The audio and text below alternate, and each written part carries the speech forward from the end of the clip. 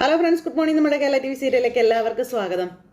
അങ്ങനെ കമല എന്നും പറഞ്ഞ് വിളിച്ച അച്ഛൻ ഭക്ഷണം കഴിക്കാൻ വന്നിരിക്കുക. അപ്പോൾ ചട്ടി പോയി പാത്രമൊക്കെ ഇങ്ങനെ വെയിലത്ത് വെക്കുകയായിരുന്നു നമ്മുടെ വേദ. അപ്പോൾ ഈ ഒച്ച കേട്ടുകൊണ്ട് വേദ അങ്ങോട്ടേക്ക് കയറി വന്നു. പതുക്കെ ചട്ടി കയറി വരും കേട്ടോ.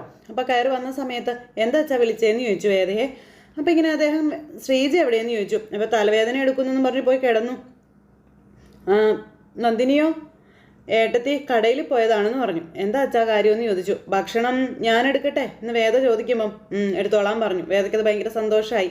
വേദ അച്ഛന് കഴിക്കാനായിട്ട് ഭക്ഷണം മുന്നിൽ കൊണ്ടുവന്ന് വെച്ചു കൊടുത്തു. അപ്പോൾ അച്ഛൻ ഇങ്ങനെ വേദയെ നോക്കുക. അങ്ങനെ കഴിച്ചുകൊണ്ടിരുന്ന സമയത്ത് വേറെ കറികളൊന്നും ഉണ്ടായിരുന്നില്ല. അച്ഛന് അമ്മയുടെ കയ്യിൽ കൊടുത്തയച്ച ആ ഒരു ഇതൊക്കെ ഉണ്ടായിരുന്നുള്ളൂ എന്ന് പറഞ്ഞു. അത് സാരമില്ല എന്ന് അദ്ദേഹം പറയാം കേട്ടോ. അപ്പോൾ വേദന എങ്ങനെയുണ്ടെന്ന് ചോദിച്ചു. കുഴപ്പമൊന്നുമില്ല. തൈലം ഇട്ട് കഴിഞ്ഞപ്പോൾ വേദന കുറേ മാറി, പെട്ടെന്ന് ഭേദമായി എന്നും വേദ അച്ഛനോട് പറയാം. അങ്ങനെ അദ്ദേഹം കഴിച്ചുകൊണ്ടിരിക്കുമ്പോൾ പെട്ടെന്ന് അദ്ദേഹം വിക്കിപ്പോയി. അപ്പോൾ വേദന വെള്ളം എടുക്കാൻ പെട്ടെന്ന് വെള്ളം എടുത്ത് അച്ഛന് വെള്ളം കൊടുത്തു. പെട്ടെന്ന് തലയിൽ തട്ടി കൊടുക്കുക. അപ്പോൾ ഇത് കണ്ടുകൊണ്ടാണ് ശ്രീജ അങ്ങോട്ടേക്ക് വരുന്നത്. ശ്രീജ അത് കണ്ടപ്പോൾ ഭയങ്കര സന്തോഷത്തോടെ ഇങ്ങനെ നോക്കി നിൽക്കുക കേട്ടോ.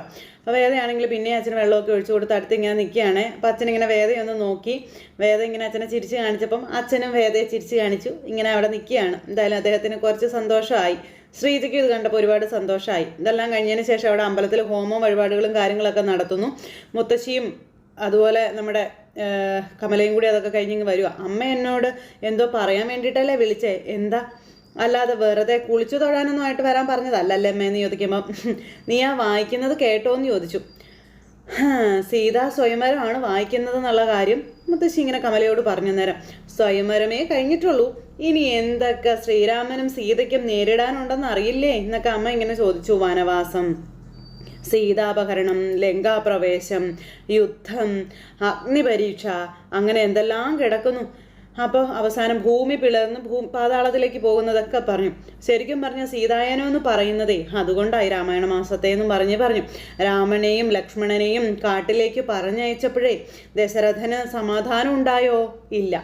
കൗസല്യക്ക് സമാധാനം ഉണ്ടായോ? അങ്ങനെ അതേ കഥയൊക്കെ ഇങ്ങനെ പറഞ്ഞു. പിന്നെ ഈ സാമ്പത്തിക ജീവിതത്തിൽ പരീക്ഷണങ്ങൾ മാത്രമേ ശ്രീരാമനും സീതയ്ക്കും ഉണ്ടായിട്ടുള്ളൂ എന്നും അത്തരം പരീക്ഷണങ്ങൾ നമ്മുടെ വീടുകളിലും ഉണ്ടാവുന്നില്ലേ എന്നൊക്കെ ഇങ്ങനെ മുത്തശ്ശി ഇങ്ങനെ ചോദിക്കുക. അതും മറികടക്കാനായിട്ട് ചില പ്രാർത്ഥനകളും പൂജകളും വഴിപാടുകളും ഒക്കെ നമ്മൾ നടത്തേണ്ടതായിട്ടുണ്ടെന്നും പറഞ്ഞു.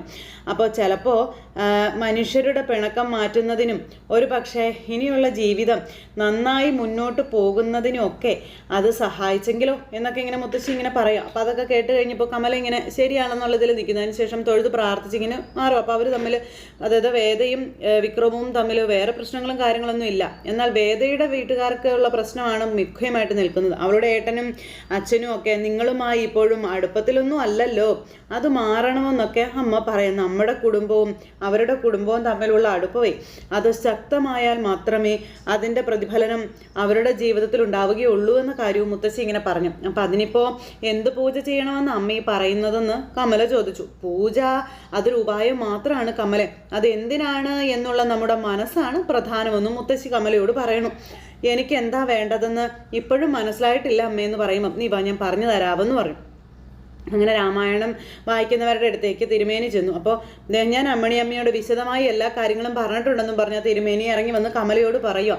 നമ്മൾ വിശ്വസിച്ച് എന്തെങ്കിലുമൊക്കെ ചെയ്യുന്നതേ നമ്മുടെ മനസ്സിലുള്ള ആ വാശിയും വൈരാഗ്യവും അതുപോലെ ചീത്ത ചിന്തകളും ഒക്കെ ഇല്ലാതാവാൻ വേണ്ടിയിട്ടാണെന്ന കാര്യവും തിരുമേനി ഇങ്ങനെ പറയുക. അമ്മണിയമ്മ എന്നോട് കാര്യങ്ങളൊക്കെ വളരെ വ്യക്തമായി തന്നെ പറഞ്ഞിട്ടുണ്ട്. പിന്നെ ശ്രീരാമൻ്റെയും സീതയുടെയും ഒരു വിഗ്രഹം പൂജിച്ചത് ഞാൻ തന്നുവിടാമെന്ന് അദ്ദേഹം പറയുക. അപ്പോൾ കമല ഇങ്ങനെ അമ്മയെ നോക്കുക. എന്ന് പറഞ്ഞ അമ്മ നിൽക്കുന്നു. അത് ആദ്യം ഒരു ദിവസം നിങ്ങളുടെ വീട്ടിൽ വെച്ച് ആ കുട്ടികൾ പൂജിച്ചു പ്രാർത്ഥിക്കട്ടെ, അതിനുശേഷം ആ കുട്ടിയുടെ വീട്ടിൽ കൊണ്ടുപോയി വെക്കണം, അത് കഴിഞ്ഞിട്ട് നടയിൽ അത് തിരിച്ചു കൊണ്ടുവരണമെന്ന് പറഞ്ഞു. എന്നിട്ട് നമുക്ക് ശരിയാകുമെന്ന് നോക്കാമെന്നൊക്കെ പറഞ്ഞു. അത് കഴിഞ്ഞാൽ പൂജിച്ച ശ്രീരാമൻ്റെയും അതുപോലെ സീതയുടെ ഒരു വിഗ്രഹം കൊണ്ടുവന്ന് കമലയുടെ കൈകളിൽ അവരത് കൊടുത്തു. ജന്മനക്ഷത്രം വരുന്ന ദിവസമെങ്കിലും രണ്ടാളോടും ഒന്നിച്ചു പോയി അമ്പലത്തിൽ തൊഴുത് വരാൻ പറയണമെന്ന് പറഞ്ഞു. അപ്പം ശരി, ചെയ്യാമെന്ന് പറഞ്ഞു കമല. ഇവിടെ തന്നെ വരണമെന്നൊരു നിർബന്ധവും ഇല്ല, എവിടെയാണെങ്കിലും പോയാൽ മതി എന്നും അദ്ദേഹം പറഞ്ഞു കേട്ടോ. സന്തോഷത്തോടെ ചേർന്നിരിക്കുന്ന നിമിഷങ്ങളുടെ ദൈർഘ്യം കൂടുമ്പോഴേ മനസ്സിൻ്റെ ചേർച്ചയും കൂടുമെന്നും പറഞ്ഞു. എന്നാൽ ശരിയെന്നും പറഞ്ഞു ഇങ്ങനെ കമലയെയും അമ്മയെയും അവിടുന്ന് പറഞ്ഞു വിട്ടു. അവർ രണ്ടുപേരും കൂടെ തൊഴുത് പ്രാർത്ഥിച്ച് ഇങ്ങനെ ഇറങ്ങി വരുമ്പോൾ നമ്മൾ ആഗ്രഹിക്കുന്നത് പോലെയൊക്കെ നടക്കും അമ്മയെന്ന് കമല മുത്തശ്ശിയോട് ചോദിക്കും. വിക്രം വേദയെയും കൊണ്ട് അവിടെ പോയി നിൽക്കുവോ? വിക്രം മാത്രമല്ല നമ്മളും പോകുന്നുണ്ടെന്ന് പറഞ്ഞു. നമ്മളോ? ആ അതെ, നീ എൻ്റെ കൂടെ ഒന്ന് നിന്ന് തന്നാൽ മാത്രം മതി. ഞാൻ വേദയുടെ മുത്തശ്ശി സാവത്രിയെ വിളിച്ച് കാര്യങ്ങളെല്ലാം ഏർപ്പാടാക്കിയിട്ടുണ്ടെന്നുള്ള കാര്യം മുത്തശ്ശി പറയുകയാണേ.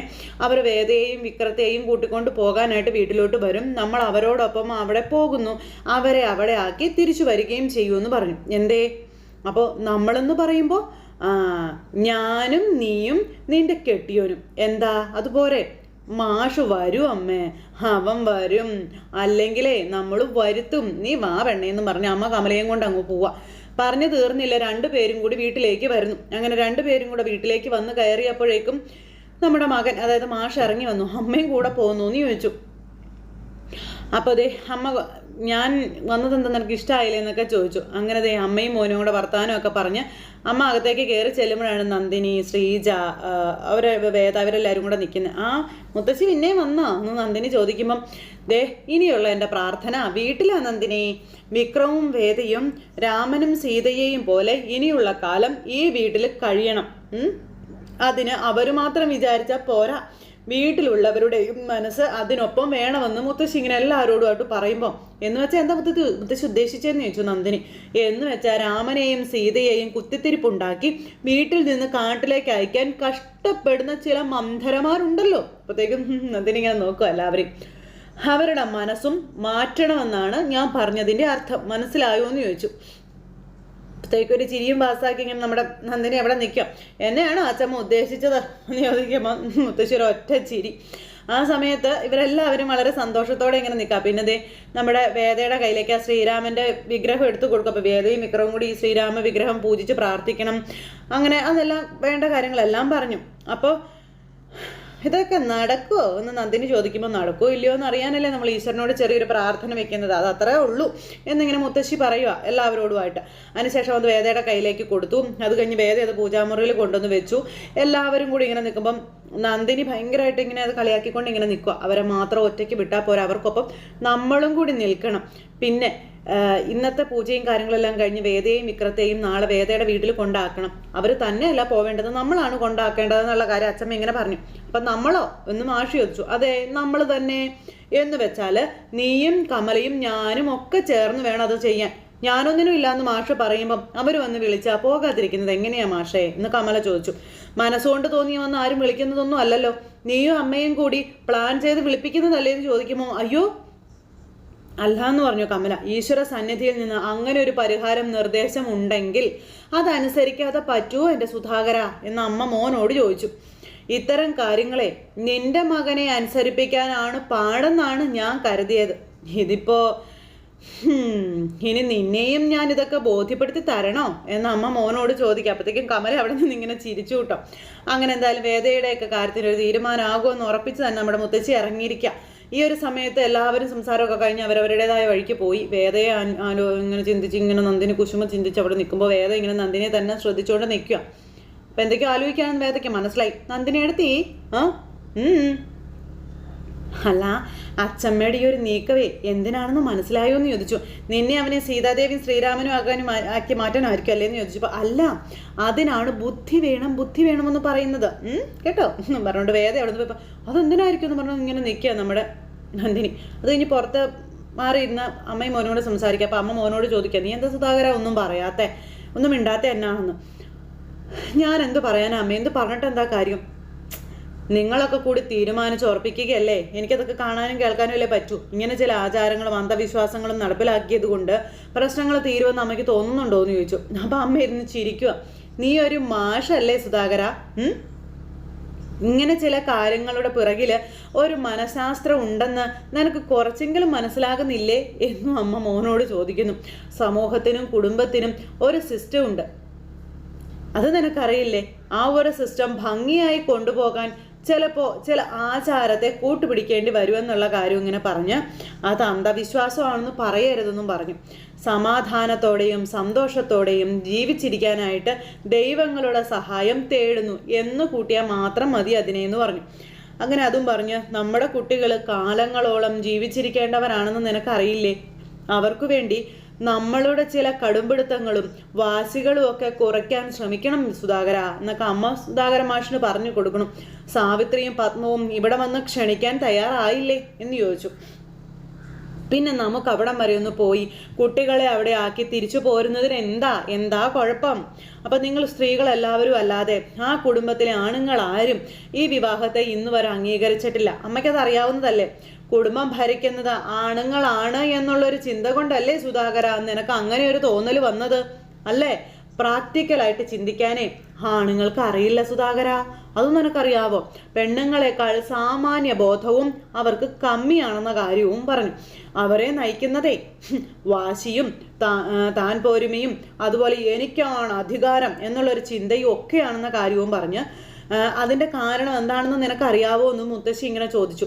ഒരു കുഞ്ഞിനെ വയറ്റിൽ ചുമന്ന് മാസം തികഞ്ഞു പ്രസവിക്കുന്നതിൻ്റെ സന്തോഷവും വേദനയും അതുപോലെ ആണുങ്ങൾക്ക് സങ്കല്പിക്കാൻ പോലും പറ്റാത്തൊരു കാര്യം ആയതുകൊണ്ട് അതെന്ന് അമ്മ മോനോട് പറഞ്ഞു കൊടുക്കുന്നു. വെട്ടിപ്പിടിക്കണം, അധികാരം സ്ഥാപിക്കണം എന്ന് മാത്രമേ ഭൂരിപക്ഷ ആണുങ്ങൾക്കും തോന്നിയിട്ടുള്ളൂ. അല്ലാതെ തോന്നിയ അപൂർവ ആണുങ്ങളൊക്കെ ഉണ്ടാകും, ഇല്ലെന്നൊന്നും ഞാൻ പറയുന്നില്ല. ലോകത്തെ സ്നേഹിക്കണമെന്ന് തോന്നിയിട്ടുള്ള അങ്ങനെയുള്ള ആണുങ്ങളുടെ ഉള്ളിലൊക്കെ ഒരു സ്ത്രീയുടെ മനസ്സ് അതുണ്ടാകും. അത് 100% ഉറപ്പാണ്.